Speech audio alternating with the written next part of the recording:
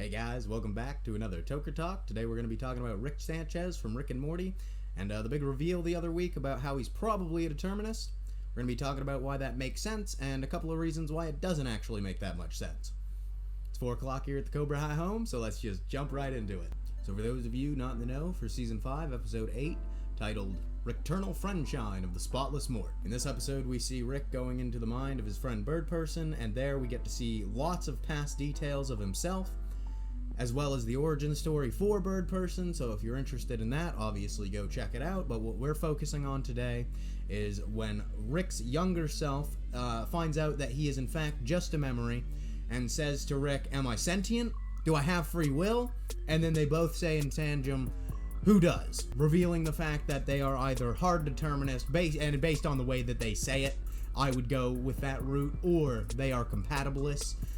Meaning that they reconcile free will with the idea of determinism. But yeah, that's significant for a lot of ways in the series, mostly because you wouldn't actually expect him to come to that conclusion from a couple of different things that you see into it. And then there's a couple of reasons why it might actually make the Rick and Morty universe make a little bit more sense. So we're going to be jumping into those first, and then we'll move on to why it probably isn't something that was thought about or actually, determined when the show first started. So one of the reasons that it definitely makes sense is because we know how heavily atheistic Rick is. And when you become immersed enough inside of atheism, you start to question the basic concepts such as free will as well. And if you are into that sort of thing at all, one of the strong, compelling reasons to believe that you exist, in our universe anyway, in a determined universe, is the fact that, consider this. There is a chain of causation. We know that. There definitely is, 100%. There are certain things that need to take place in order for other things to happen. That's what I mean by a chain of causation, right? Like a boulder doesn't just fall down the mountain all willy-nilly because of its will. There are things that determine whether that's going to happen or not. Based on that, you can assume that you live in one of two universes. A perfect dichotomy could not be anything but one of these two things. You either live in a world where that chain of causation is perfect and flawless and totally ordered, which means that you have no control over that chain of causation. Or you live in a world where that chain of causation has things that happen randomly inside of it, which means by definition, you would have no control over those random things. And in both universes, you find yourself in the predicament of not actually being able to make any choices for yourself. It's not my own argument, to be fair. I have no idea who actually popularized it, though I heard it from the YouTuber Alex O'Connor, otherwise known as Cosmic Skeptic.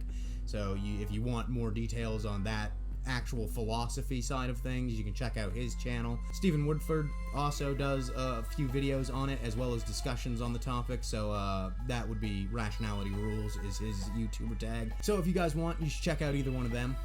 Getting back to today's topic, though, when it comes to Rick, it makes sense why he would have this viewpoint, because A, it very deeply goes against what people would regularly believe, and Rick loves that shit. And beyond that, there's also a lot of very strong philosophical reasons why you might believe something like that. Now, it's not empirical, so you could never prove something like determinism, at the very least, not through physical evidence. But with somebody like Rick, you never know. He might have actual proof of something like that because he's ridiculous god-tier level intelligent. Another reason why it might make sense in the series is because of the reveal in this episode from a couple of subtle things. We know the Rick that we've been following has abandoned his first universe since way before the beginning of the series.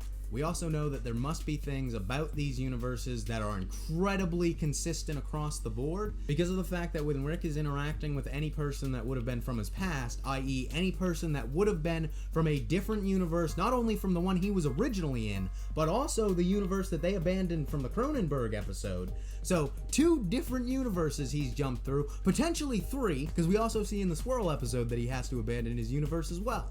But despite this fact, Rick is able to reminisce with every single person that he interacts with as if all of the events that have happened are the same, implying that any major event that takes place in all of these universes are obviously still the same, which is something that you would expect to find inside of a heavily determined universe. Though there are a couple of things in the series itself that kind of lead you to the conclusion that that's not the case. One of the things being from the Time episode. When you watch that episode, it is very, very clear that there's some idea of free will there. That's why they say that, when you are undecided about something in that particular moment, you'll split the timeline. But the problem with that is that in a deterministic universe, obviously, you wouldn't have undecided thoughts like that. At the very least, they wouldn't be enough to cause you to act differently. So the only thing that you could use to reconcile this would be by saying that either the time shift was the thing that somehow, like, disrupted them from the chain of causation, or you would have to consider a random event in the chain of causation, which would somehow allow you to come out with different outcomes. For that one, you could say either the biology or the environment is somehow being affected, which might be the answer to why they are able to do things differently than other versions of themselves are doing them. The next example I'd like to bring up is the Death Crystal episode, and in that episode, we see that their fates are constantly changing. Every single second, some new type of death is awaiting them, and multiple different versions of different deaths somehow, which, like I say, you wouldn't expect to find that in a determined universe. You would expect one exact death, because you are a part of a chain of causation and you're not able to deviate from that chain of causation. So why would having this knowledge somehow make it different from the way that you were gonna actually end up, when your death would still be predicated on having that knowledge? Because you're doing it.